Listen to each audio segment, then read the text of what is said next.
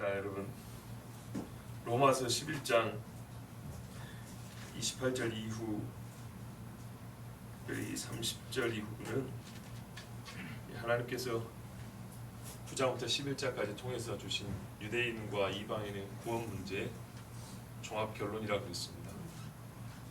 그 중에서 오늘 30절부터 32절은 진짜 결론입니다. 그리고 33절부터는 찬송이죠. 이 모든 하나님의 구원의 경륜을 조사하고 연구하고 깨닫고 나니 할 수 있는 일은 찬송입니다. 그래서 이제 나중에 이 마지막 부분을 설교할 때 우리 다 찬송하자 그랬죠. 깊도다 하나님의 지혜 지식에 부요하며 하고 찬송하자 했습니다. 자, 이방인과 이스라엘의 구원 문제를 종합적으로 이렇게 설명해 줬습니다. 너희가 전에 지나간 때죠. 과거에는 하나님께 순종치 아니하더니, 우리 번역은 이렇게 되어 있지만 400년 전 번역은 믿지 아니하였으나 이렇게 되어 있어요. 믿음이 없었다. 믿음이 없었다는 것과 순종하지 않는다는 말은 같은 말이죠. 그렇죠? 전에 너희는 누군가? 이방인이죠.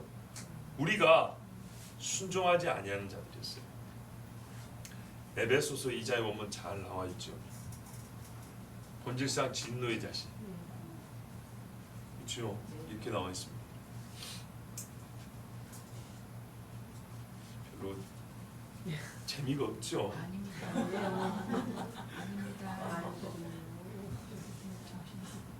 한간에 들리는 소문에는 로마서만 아니면 괜찮겠는데 로마서만 나오면 막 정신이 혼미해진다는 얘기가 있어가지고, 근데 사실 안 어렵거든요. 아니 그게 아니고 상황에 맞는 말을 하세요. 그 이야기가 아니고, 지금 저는 진짜로 얼마나 쉽습니까? 전에 우리가 예수 안 믿을 때 어떤 존재였냐, 좀 확대하면 복음이 유대 땅을 넘어가기 전에, 그러니까 그렇죠, 복음이 사도들을 통해서 이스라엘 밖으로 넘어가기 전까지는 다 어떤 존재냐면 하나님을 몰라요.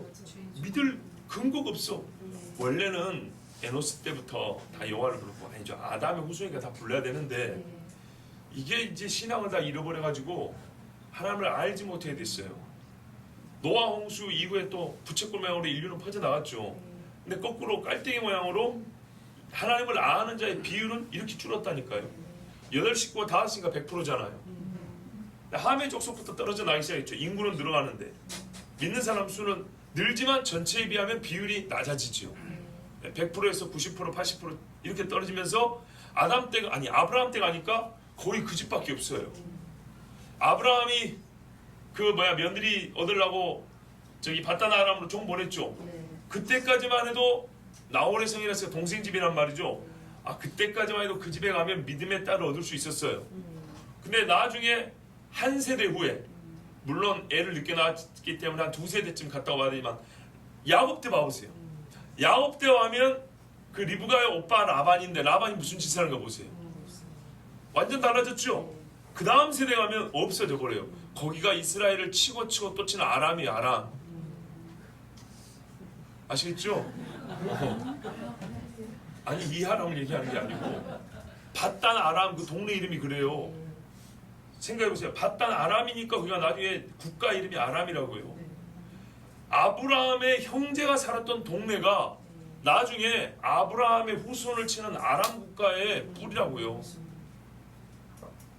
같은 셈종 언어를 쓰면서, 그래서 아람어, 히브리어 비슷하다 그러죠. 얼마나 무섭습니까? 생각을 해보세요.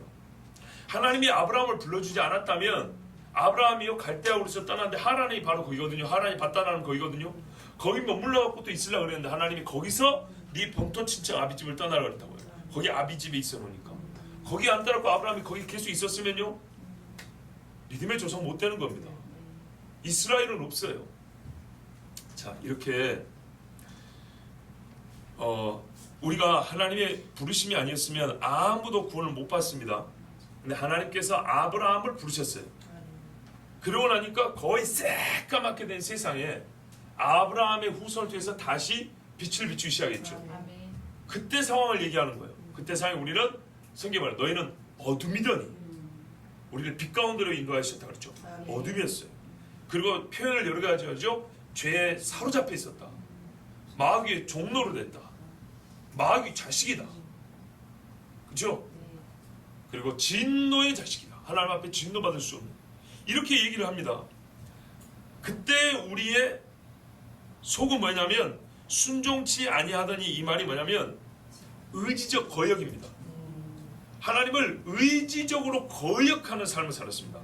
로마서 1장에 보면 우리가 최소한 뭘 할 수 있냐면 신성은 감지할 수 있다고 그랬어요. 창세로부터 나타난 하나님의 신성이 그 만드신 만물에 보여 알려졌나니. 그래서 자연과 우리 삶을 통해서 어디까지 나냐면 신이 존재한다. 그리고 내가 신이 존재한다는 것까지는 안다. 아시겠죠? 근데 그 신이 누군가는 몰라요. 그 신을 누군가 하고 찾은 게 고대 철학자들인데 결국에는 못 찾았어요. 그래서 온갖 잡다한 것들을 만들어놨어요. 참 신은 어떻게 해요? 계시를 해줘야 하는 거예요. 사람이 찾아하는 게. 그래서 구도자는 틀린 거라고요. 도를 찾는 건 틀린 거라고요. 하나님이 부르시는 거예요. 부르시는 거. 부르시면 부르심에 응답하여 우리가 신을 즉 하나님을 만나는 거지 사람이 구도하여서 득도한다는 것은 처음부터 말이 안 되는 거예요. 그 옛날에 부처도 해봤고 철학자들도 해봤고 다 해봤는데 모른다고 죽었잖아요. 진짜로요. 공자도 제가 몇 번 얘기했죠. 예. 공자도 선생님 내세가 있습니까? 야 임마 내 눈앞에 있는 눈썹이 몇 개인지도 모른다. 근데 내가 죽으면 어찌하겠냐. 이렇게 양심적으로 얘기를 했어요. 근데 뭐 그런 사람들 있냐고요. 아무것도 모른다는데 진짜입니다. 좀 인격 인신공격에서 하는 것도 좀 미안하지만 부처는 설사병 나서 죽었어요.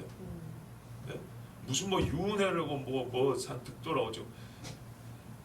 하여튼 잘 보세요. 이런 식으로 사람이 도를 닦고 신을 찾아가겠다는 것은 불가합니다. 하나님이 이 땅을 만들어주기 때문에 하나님의 지문이라고 합니다.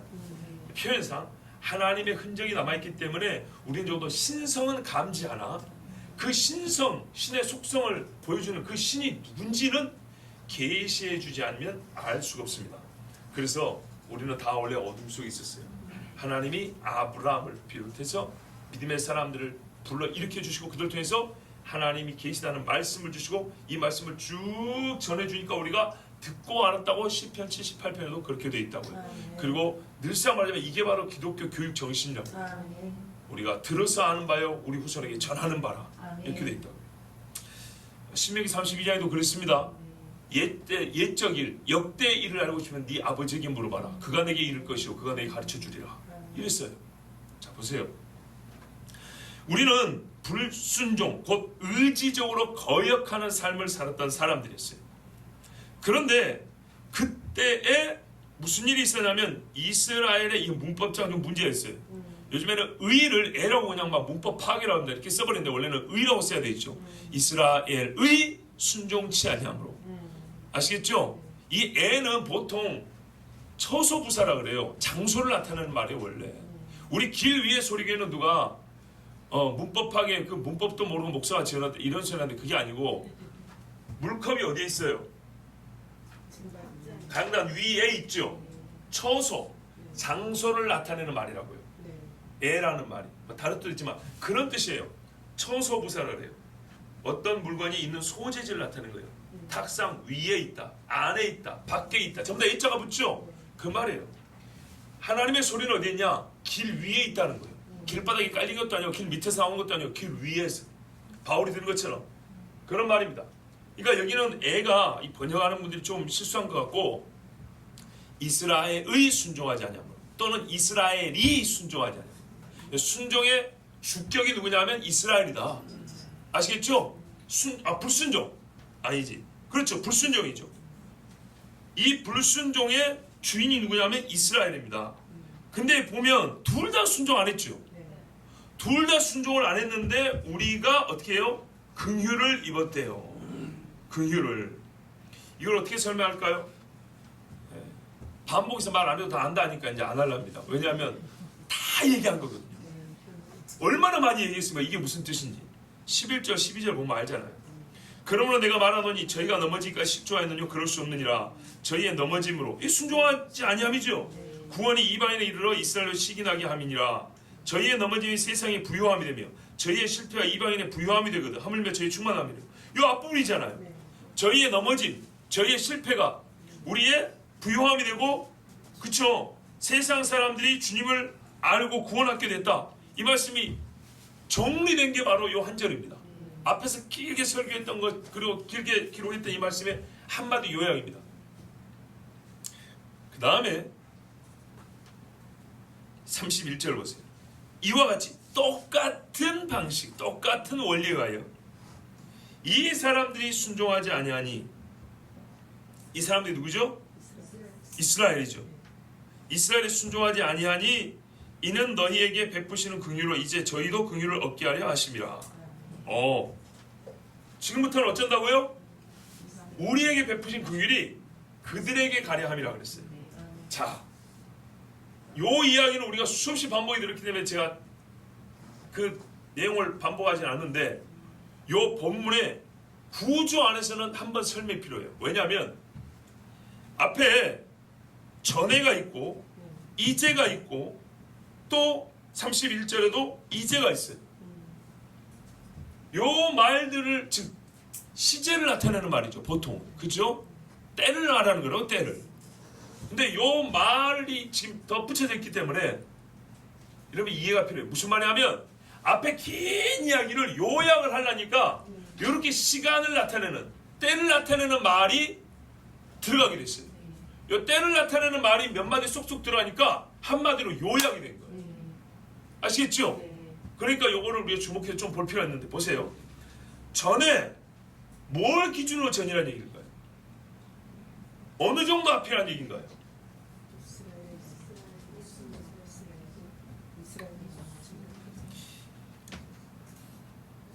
안 믿는 사람이 순종하지 않은 것은 뭐 전이나 지금이나 뭐 다 똑같지, 그죠? 근데 이 전이라는 것을 판단하려면 그 다음에 이제, 분명히 우리 이건 알아요. 이스라엘이 복음을 들었고, 그런데 그들이 이 복음을 가지고 하나님 앞에 불순종을 하니까 하나님이 복음을 이방에다 전해줬어요. 그런 다음에 이방을 보고 이스라엘이 다시 시기 나서 어떤 원리를 그러냐, 예수가 이제 구주라는 걸 알게 된다 그랬죠, 율법에 따라. 그래서 다시 그들이 구원받는다 그랬어요. 근데 여러분 생각을 해보세요. 전체적으로 이 이야기인데 이게 썩 그리 자연스럽지 않아요. 봐보세요. 하나님이 이스라엘에게 복음을 줬어요. 그들이 순종하지 아니하였어요. 순종하지 아니하여서 복음이 이방인으로 왔대요. 여기에 뭔 고리가 좀 필요하다고 생각하지 않습니까? 그러니까 하나님이 보세요. 세상에서 복음을 줄 건데 1순위 이방인이었어. 아니 이스라엘에서 줬어요. 야들이 말을 안 들어. 됐어? 그리고 이렇게 줬다는 얘기죠. 이렇게 해야 하면 이 말씀이 잘못 이해된 거예요, 여러분. 그게 아니고 이렇게 줬는데 이렇게 간 거예요. 실제로 그렇죠? 근데 최종 주권이 하나님께 있기 때문에 하나님이 이방인에게 복음을 줬다는 거예요. 이방인에게 복음을 줬는데 하나님이 바울을 통해서 줬지. 사도들을 통해서 줬죠. 그렇죠? 자 보세요. 이스라엘을 줬는데 이스라엘이 순종치 않았어요. 재밌죠? 원래 순종의 내용이 뭐냐면 예수를 믿으라 뿐만 아니라 증거하라까지가 있거든. 증거하라를 불순종했대요. 불순종했는데 어떻게 이렇게 가죠?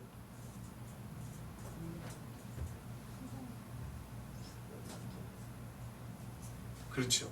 그러니까 여기서는 우리가 전체로서의 이스라엘을 봐야가 이해가 되는 거예요. 한 사람 한 사람 하면 이게 안 맞아요. 왜? 불순종했다면서요. 불순종했는데 순종한 자들에서 복음이 증거됐잖아요. 왜? 너희는 제사장 나라 되라 그랬고 이 복음을 전하라 했잖아요. 분명히 전하라해서 전하라 한 그 말대로 이스라엘 사람 중에 전했기 때문에 우리가 복음을 들었다고요. 순종이잖아요. 이거는 순종. 그죠? 순종인데 지금 이 맥락이 뭐예요? 전체로서 이스라엘이 있잖아요. 우리가 이 전체 이스라엘이 다 구원받으라 이야기를 했기 때문에 민족적 차서 언약 백성이라는 집단적 의미에서 볼 때는 어떻게 해요? 불순종이라고요. 그렇죠? 자 그러면 여기서 보면 너희가 전에 하나님께 순종하지 아니하더니 하고 이스라엘이 순종치 아니함으로 했어요. 이건 동시대입니까? 아니면 다른 시대입니까? 복잡하죠.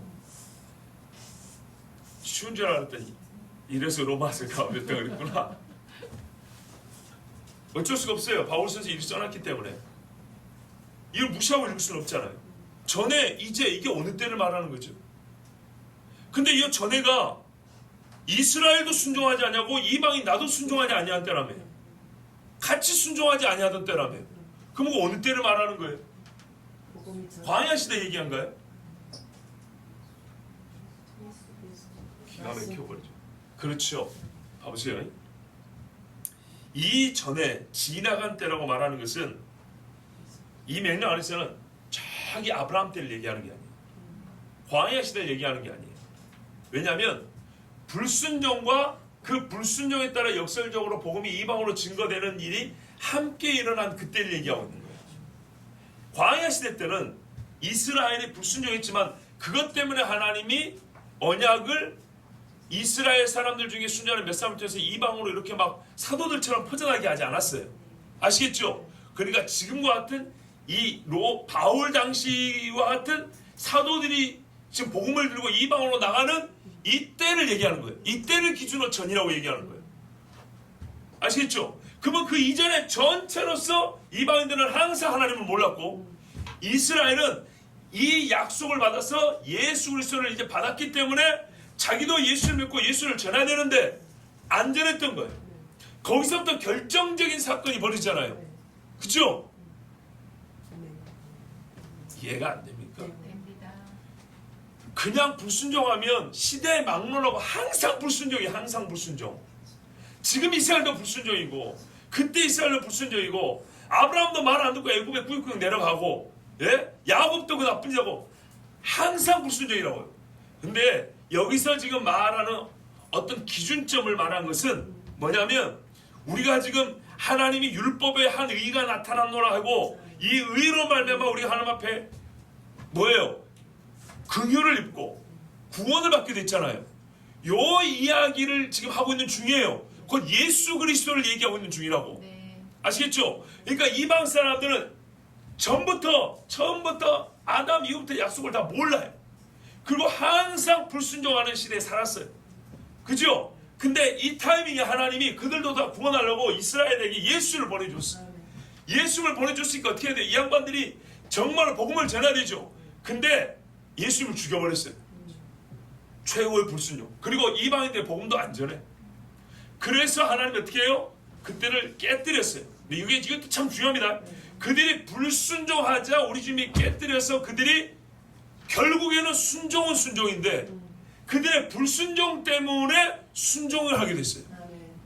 전체로서 이스라엘은 거역을 한 셈이고 그래서 최종적으로는 이 거역으로 말미암아 오히려 순종하는 일부가 생겨서 그들로 인해서 우리가 어떻게 해요? 전에 죄 형식을 버리고 지금은 예수 믿는 자가 되었어요. 그렇죠? 그러므로 여기서 이제는 바로 현재 시점을 말합니다. 바울과 사도들 통해서 복음이 이방인에게 본격적으로 전해지기 시작해서 이방인의 교회가 막 세워지는 요 시점이죠. 자, 그 다음에 그러면 물어볼게요. 그 다음 31절의 이제는 뭡니까? 이제가 두 번 나오는데 30절의 이제가 지금 바울 당시 즉 이방인에게 이제 문이 열려서 하나님이 마게도냐로 가라 빌립보로 가라 막 이러고 있잖아요. 말 맞잖아요. 이제 너희가 그 위를 입는 자가 되었다. 왜? 불과 몇십 년 전만 해도 예루살렘 핍박 없을 때 안 나갔는데 그 불순종하고 있을 때 하나님이 쳐가지고 오히려 이스라엘 사람들이 억지로 나와서 지금 복음을 전해야 되고 하나님의 구원의 경륜을 깨닫게 됐다. 이방인들아, 그러니까 무슨 말 했어요 지금까지? 너 교만하지 마라.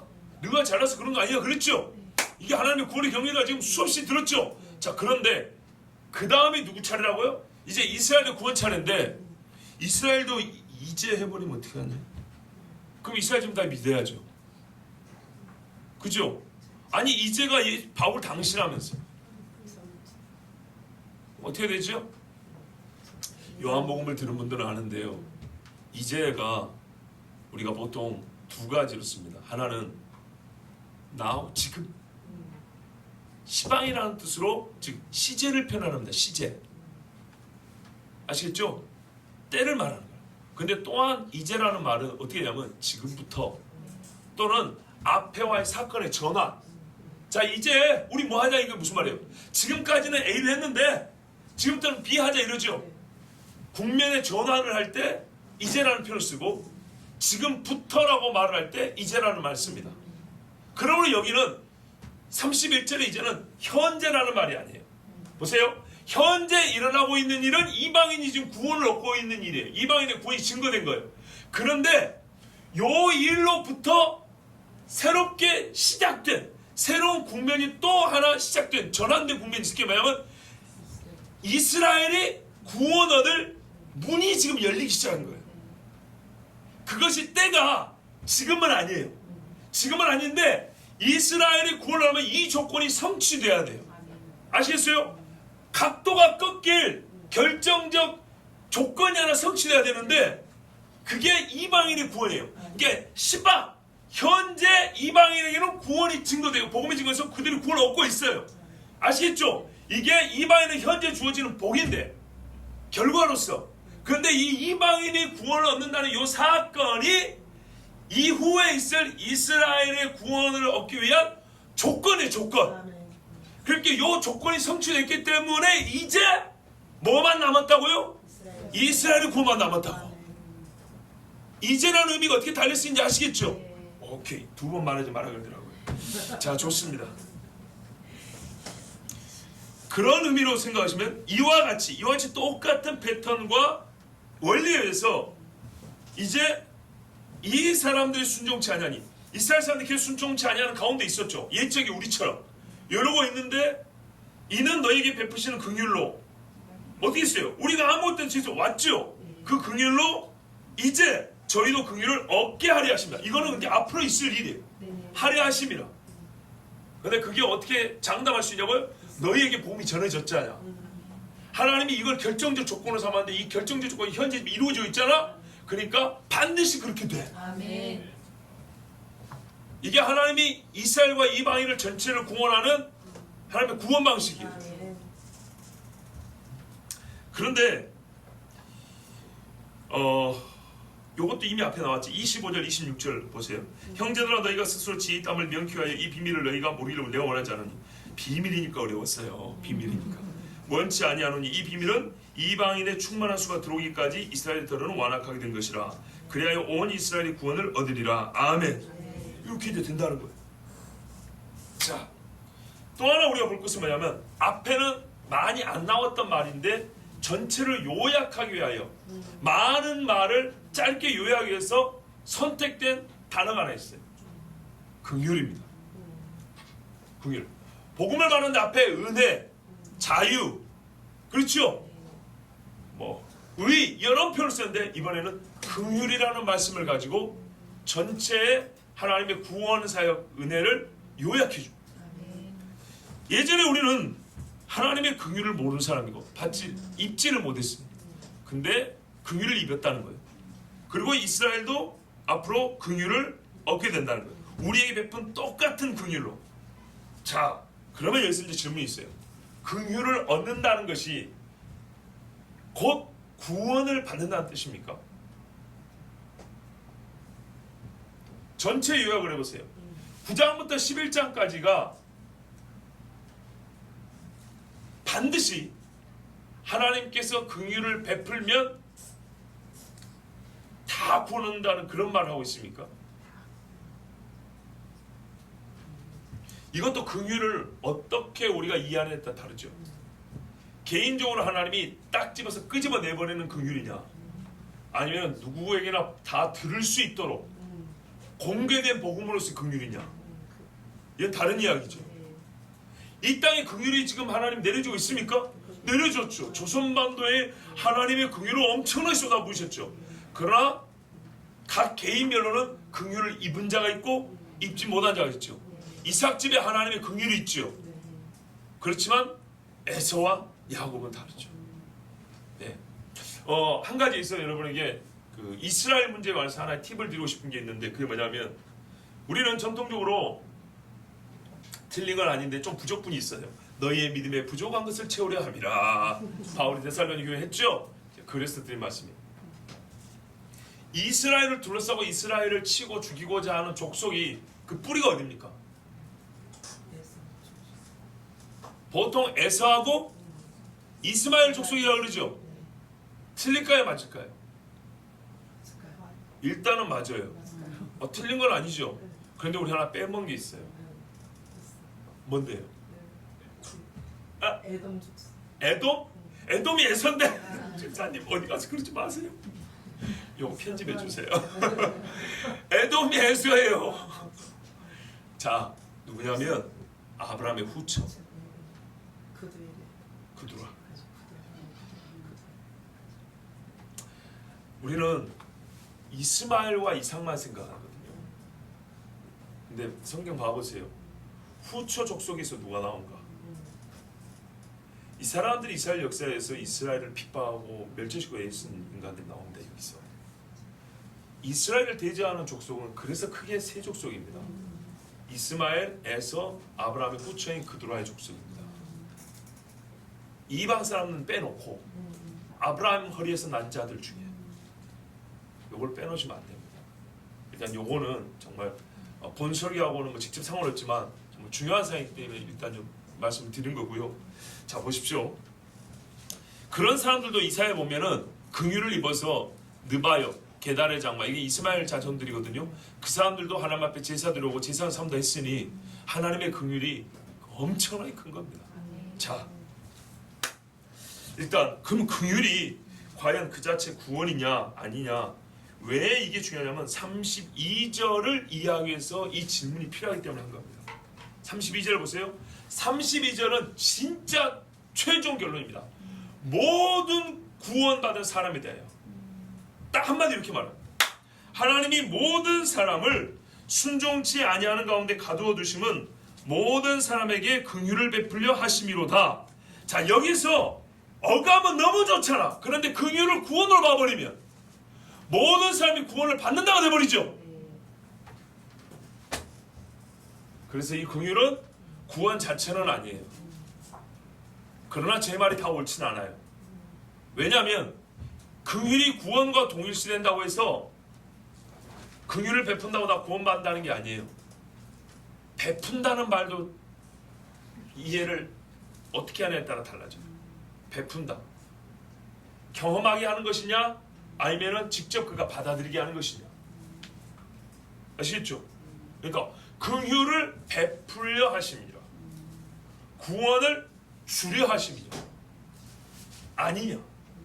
그러니까는 긍휼이라는 말이 구원이냐 아니냐 하고 베푼다는 말이 진짜 구원을 결국에는 받게 한다는 말이냐 그냥 기회를 준다는 말이냐 다르다고요. 아시겠죠? 베푼다는 말이 그냥 기회를 준다면 구원을 베풀려 하심이라 하나님의 의지로만 해석할 수 있잖아요. 의지.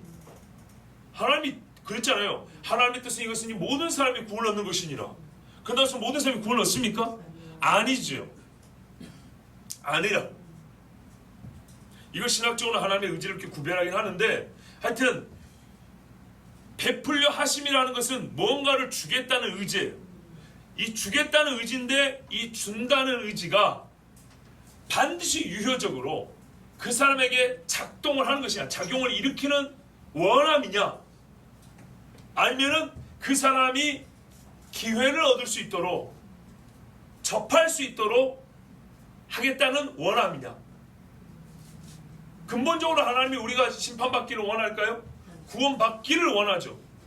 그런다고 하지만 이 모든 삶에 갖고 계시는 이 구원의 의지가 있기 때문에 아들을 보내줬지만 그것이 각 개별로 인해서 하나님을 거역하고 끝까지 성령을 회방하기까지 가는데 나는 네가 구원받기를 원해 이러지는 않으세요. 성경 전체가 그렇게 말하죠. 그러니까 이 말씀을 어떻게 해야 되냐면 긍휼 자체가 구원이 아니에요. 그리고 베푼다는 것 자체가 구원을 확실히 끝까지 쥐어주기까지 준다는 게 아니에요. 전체로서 구원을 얻을 수 있는 기회를 준다는 거예요. 왜냐하면 이게 긍휼을 베푸심이다가 구원을 받는다 이렇게 돼버리면 보세요. 너희가 전에는 하나님을 순종하지 아니하더니 이제는 긍휼을 받은 자가 되었느니라. 이방인이 다 구원받았습니까? 아니죠. 자, 이스라엘에 돌아온다 해서 이스라엘에 한 사람도 안 내놓고 다 구원받습니까? 그거 아니죠.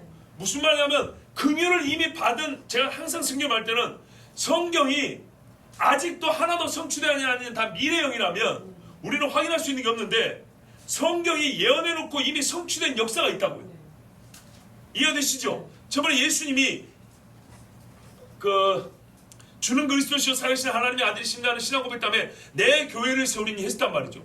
그러다면 교회들이 세워져 왔잖아요. 이 말을 해석하기가 어려우면 실제로 세워진 교회를 보면 안다 그랬어요. 사도행전에 세워진 교회를 보면 이 말씀이 무엇인지 이해가 된다. 왜? 주님은 말씀하고 이루시니까.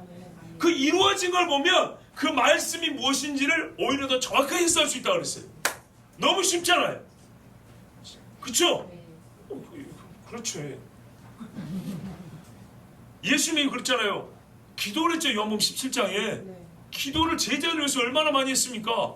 그 기도 내용이 기억이 잘 안 나고 이해가 잘 안 되면 예수님이 한 기도 응답 받았을까요? 안 받았을까요? 당연히 받죠. 아버지가 기도 응답 해줄 거 아니에요. 근데 그 기도 중에 앞부분이 대부분 제자들 위한 기도라고요. 그러면 하나님이 응답해준 결과가 사도행전에 나타나는 제자들의 삶이라고요. 그 말이 이해가 안 되면 사도행전을 보라고요. 제자들이 어떻게 됐는가? 그러고 기도문을 읽어보세요. 아, 기도가 이런 뜻이었구나. 왜? 기도 응답이 그거니까. 응답을 보면 기도를 이해할 수 있잖아요. 성경에서 어렵지 않아요. 그러니까 이 긍휼이 뭘까 고민되면 앞에 이방 사람들이 이게 다 구원받았다는 얘기 아닌가? 근데 이스라엘이 순종하지 아니할 때 이방 사람들이 긍휼을 받았대.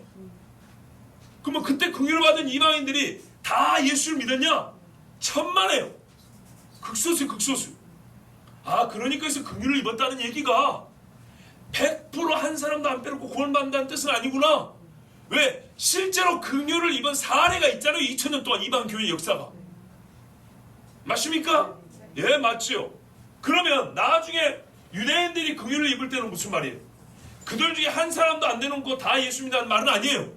민족적 회개가 있지만 그 중에 적그리스도를 따르는 사람도 있고 거짓 대제사장도 있고 음료를 따라가지고 포도주잔 기울이고 있는 사람도 있는 것이고, 맞죠?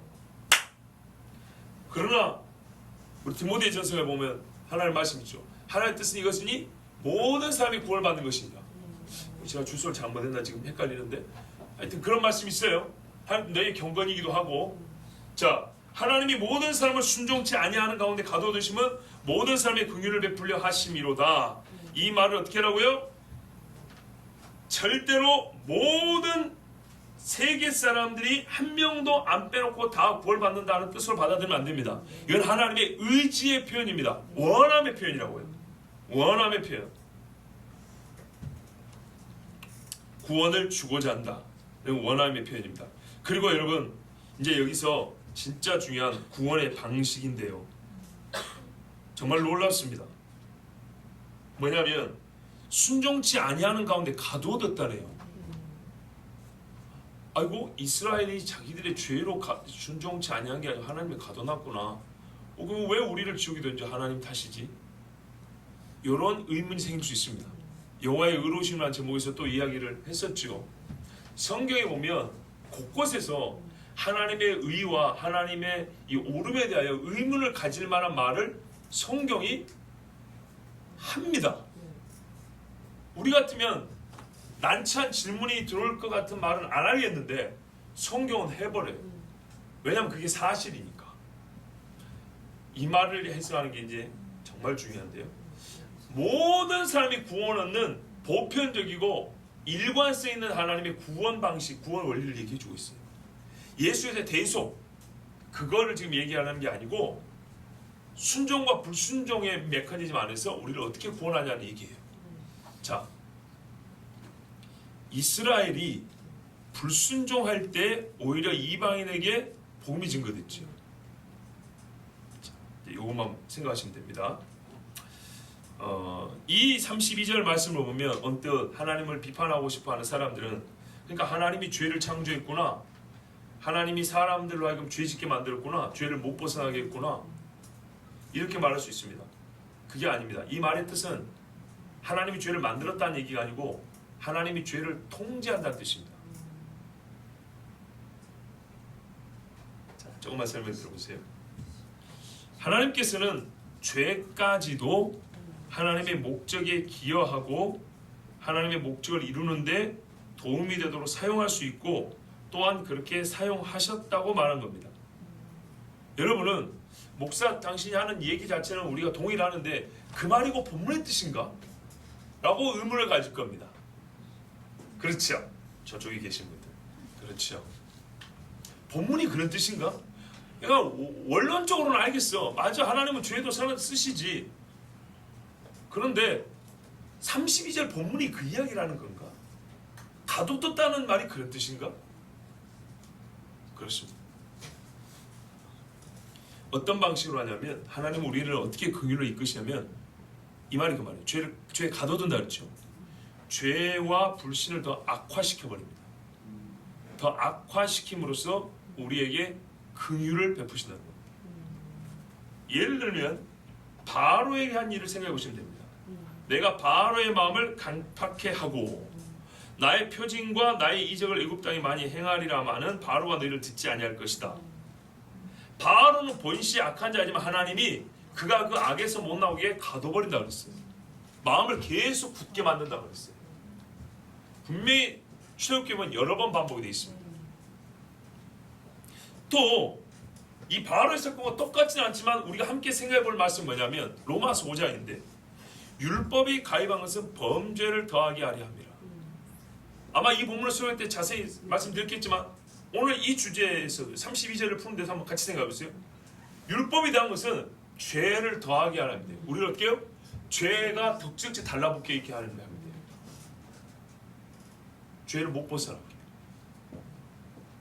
죄가 더해진다 하잖아요. 하나도 못 이기는데 100개 1000개 막 달라붙는데 어떻게 벗어나죠? 그랬더니 뭐라 하냐면 그러나 죄가 더한 곳에 은혜가 더욱 넘쳤나니 이렇게 돼 있어요. 그러니까 놀고 싶은 사람은 야야 죄가 더한 곳에 은혜가 더 있다잖아. 나이트를 클럽 가자니까 거기 하나님의 은혜가 있어. 아싸 은혜 이런다고요. 이거는 진짜 바보와 철부지들이 하는 소리고 그런 뜻이 아니죠. 죄가 더하다는 것은 적어도 사람이 죄가 있다는 걸 알아야 됩니다. 1000개, 10,000개 죄가 있어도 죄가 뭔지 모르는 사람은 자기한테 죄가 하나도 없다고 말합니다. 율법이 더한 것은 우리로 하여금 죄를 지으라는 것이 아니고 우리가 살면 살수록 죄를 계속 더 짓고 살죠.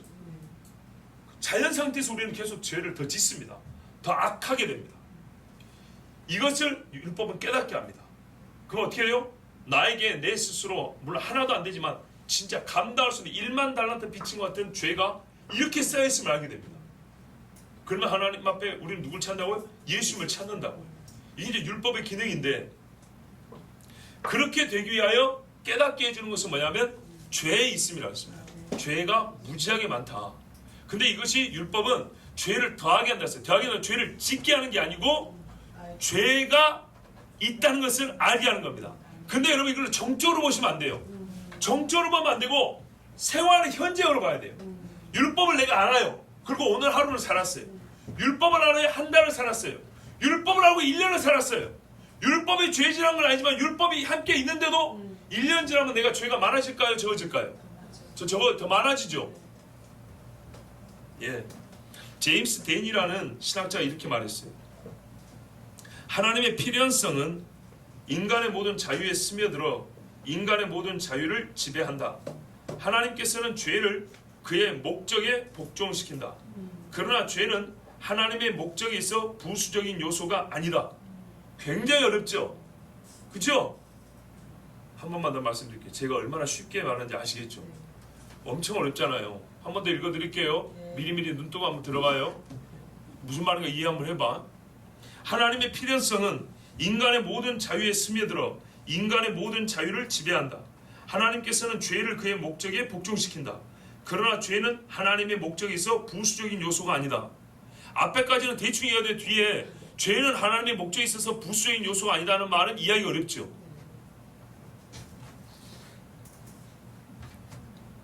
이제 이게 중요한 거예요. 잘 보세요. 요걸 이해하면 32절 본문 다 이해됩니다. 만일 어떤 목적이 있어요. 목적, 우리가 이루고자 하는 하나의 주된 목적이 있어요. 그리고 이 목적에 필요한 조건들이 있을 거 아니에요. 그죠? 필수적으로 필요한 조건들이 있을 거 아니에요. 그리고 거리가 멀수록 부수적이라 하잖아요. 부수적. 부수적이라는 말은 잘 들어야 돼요. A라는 목적에 필수적으로 쓰인 것들은 A하고 분리가 안 돼요. 아시겠죠? 멀수록 얘하고 얘기는 관계성이 옅어져요. 대신 이 조건이란 거는 다른 목적에는 가까워요. 이제 이해가 되십니까? 죄는 하나님이 우리 인간의 자유를 구원을 위한 필연적인, 하나님이 작정하면 구원하시잖아요. 이 필연적인 구원을 우리 자유의지를 지배하셔서 하나님의 구원을 끌어오는데, 이 죄라는 것은 필수 요건을 쓰는 거다 이런 말이에요. 죄를 부수적인 요건을 써버리면 어떻게 돼요? 하나님은 다른 걸 갖고 쓰는 거예요.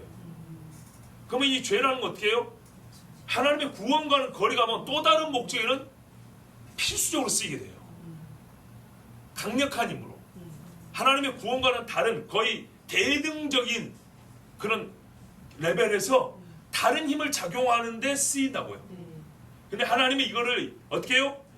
죽음으로 가르쳐 가는 데 아니고 이 죄를 다른 목적에 쓰이는 강력한 힘이나 필수조건으로 쓰지 못하게 하고 이거를 구원하는데 필수적인 조건을 삼아버렸다고요. 이제 이해가 되죠? 여기 32절이에요. 만일 목적이 부수적인 죄라면 죄는 하나님의 목적과는 별개로서 독립적 작용을 하고 대등한 레벨에서 작동할 것입니다. 왜? 이 목적과는 다른 데서 얘는 역사를 하니까.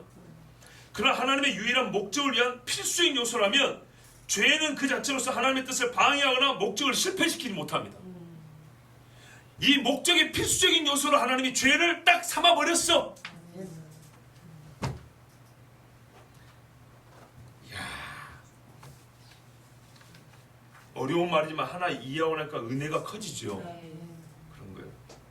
여러분, 순종치 아니하는 가운데 가두어 두셨다. 하나님이 우리에게 긍휼을 베풀어 주시는 의지는 순종치 아니하는 가운데 가두어 두시는 또 하나의 의지를 동반했습니다. 우리에게 구원을 긍휼을 베풀어 했다는 의지는 그래서 이 아들을 순종치 않는데 가둬둬야 되겠다. 죄 가운데 가둬둬야 되겠다. 왜? 긍휼을 베풀어야 되니까. 이렇게 된 겁니다. 그러니까 이게 만약에 별개로 작동하면요, 이거 상관이 없으면요, 긍휼을 베푸는 일이 불가능해지는 겁니다. 순종치 아니하면 그 자체로 멸망의 이유입니다. 맞죠? 불순종 멸망의 이유입니다.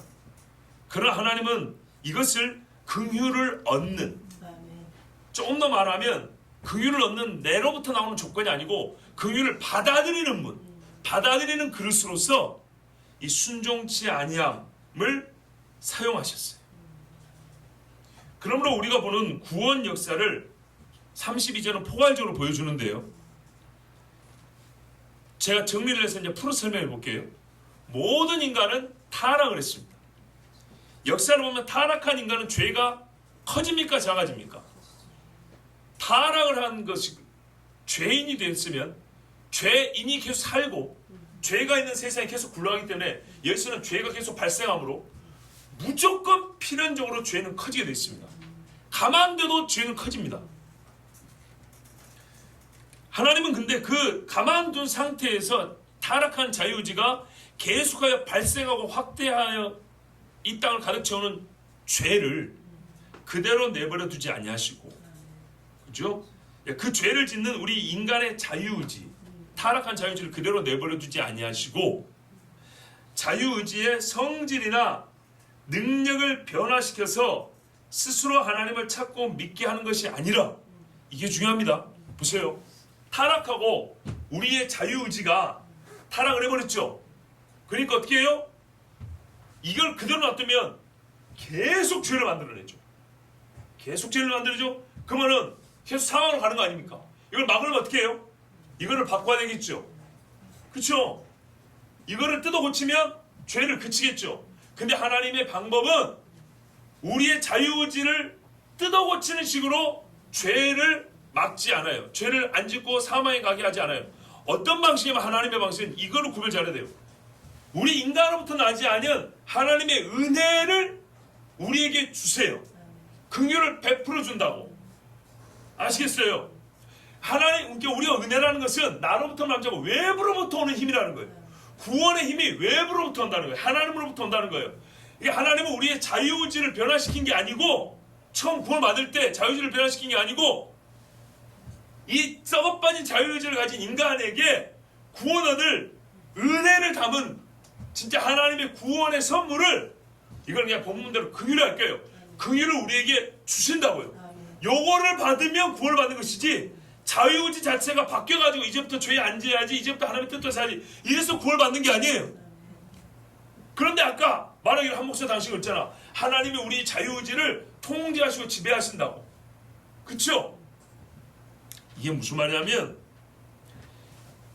자유의지 자체가 타락한 것이 깨끗하게 변해가지고 옛날에 타락전으로 바뀌어가지고 우리가 구원에 이른다는 것이 아니고, 자유의지를 하나님이 지배해서 오는 긍휼을 받아들이게 한다는 거예요.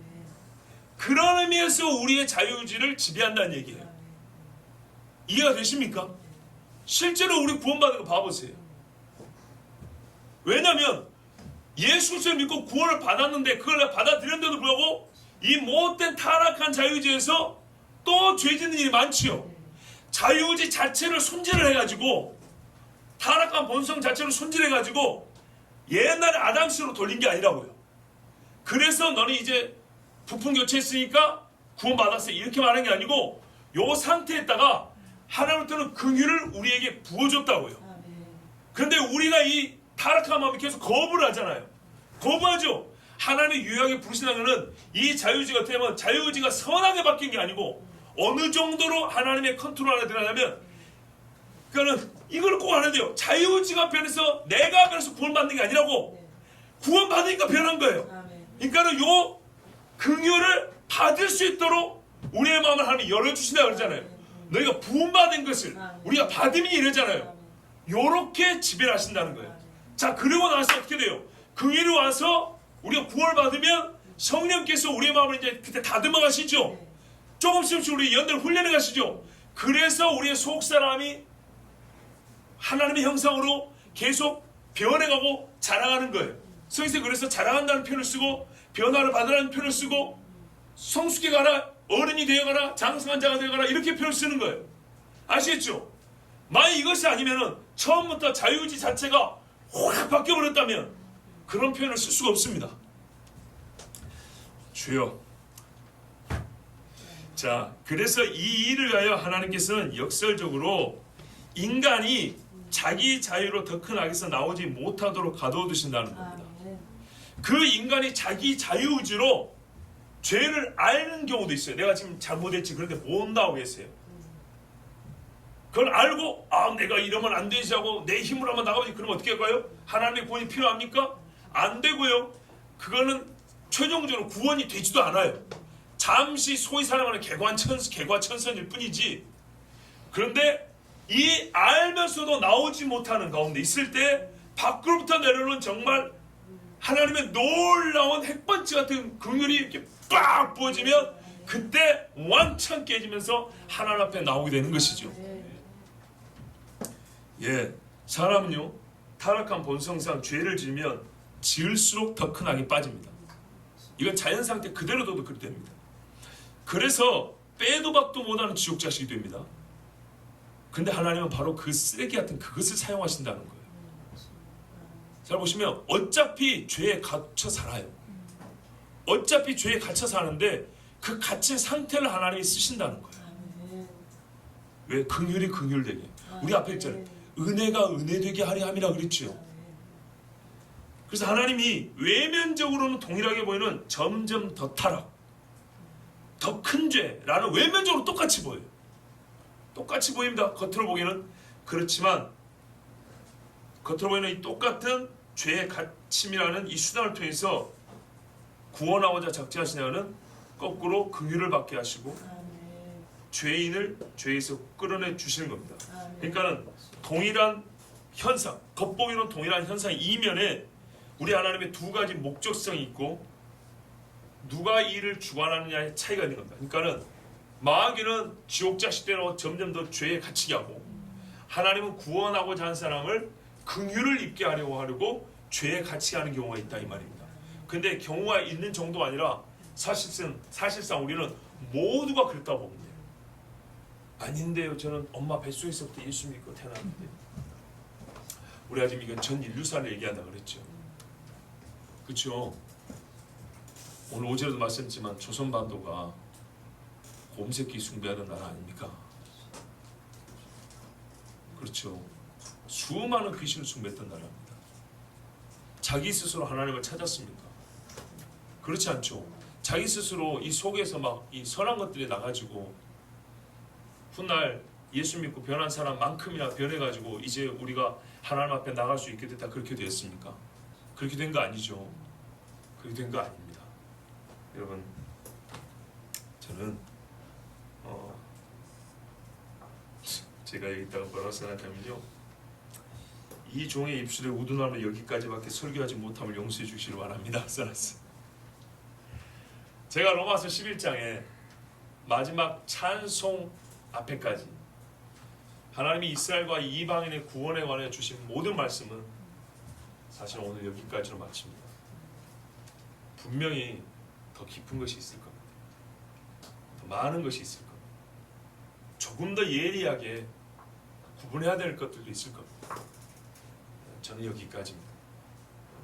제가 여러분에게 다 못 드린 말씀들은 훗날 어느 때가 하나님의 은혜를 주시면 또 전할 수 있을 것이고 아니면은 또 다른 주의 종들을 통해서 여러분 들으십시오. 9장부터 11장까지 들으시고 고생 많이 하셨는데 참 어려운 장들 고생하셨는데 분명한 사실 한 가지 꼭 기억하십시오.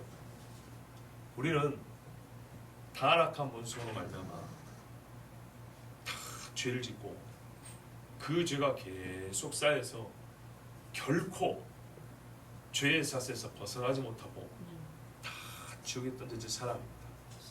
근데 하나님이 우리를 구원하실 때 어떤 방법을 쓰셨냐면 성경에 따르면 바로 우리가 갇혀있는 그 죄, 그 죄를 쓰셨답니다. 희한하게도 성경은 그렇게 말하고 있습니다. 그 죄를 우리에게 긍휼을 베풀어서 최종적으로 구원에 이르게 하는 이 주 목적의 필수 요소로 삼으셨다는 겁니다. 아마 이 말씀이 개인적으로는 진짜 뼈에 사무치도록 와닿는 분도 있을 것이고 좀 이 감이 좀 떨어진 분도 있으시겠지만 성경이 공표하는 바 하나님은 이 한 가지 원리에 의해서 이스라엘과 이방인을 구원하셨다고 했습니다. 이것은 주님 오실 때까지 변하지 않습니다.